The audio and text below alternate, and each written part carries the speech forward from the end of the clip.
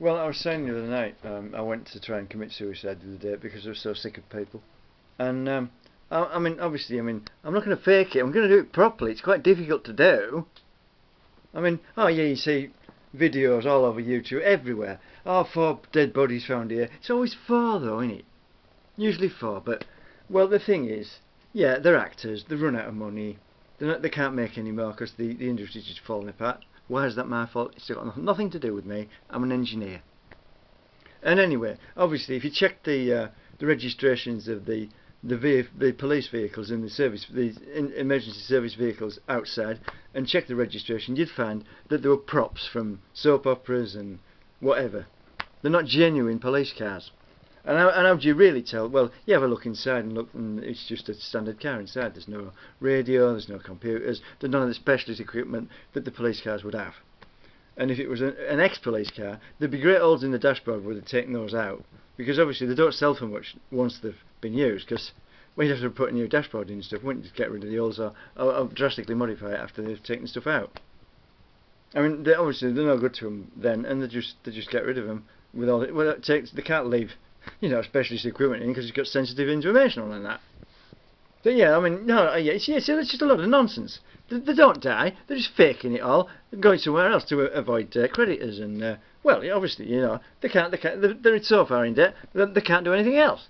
But I mean, I'm not in debt. I'm just sick of idiots annoying me. I've got to the point where I can't take any more. I mean, my family have all died. I've nobody left. I've been on my own here for 3 years, which I haven't exactly enjoyed. I mean, there's a noisy cow next door, and other than that, you know, I mean, I didn't even want to come here. I mean, I lived in the same bungalow for 50 years and never wanted to leave. And I virtually had to be threatened with arrest to get me out of the place. And I'd put in a mental ward because there was nowhere else to put me. And eventually I got this place. I didn't want to come to this town. I mean, I shouldn't really say this, but I've never had a very high opinion of the people of this town anyway. And, I mean, my hometown, I never wanted to leave. My nana, who ultimately is my god, I don't care what you think, Nana rules as far as I'm concerned. Nana's the boss. Uncle Morris was just some loudmouth idiot. Nana said Northallerton, my hometown, is the best place to live in the world. And why argue with someone who talks sense and was born in 1896 and should know? I mean, as for football, no, I mean, yeah. I mean, you might think, yeah, I'm working class. You might think my dad was illegitimate. My dad did building work and farm labourer. My nana was a complete lady. She wasn't. I don't think she was middle class, but she was very, very right at the top end of ordinary.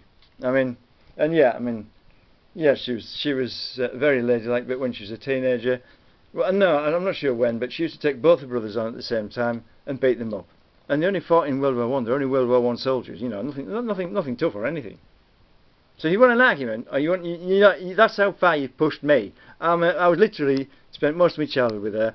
She formed my mind, she formed my opinions. And that's how far you push somebody like that.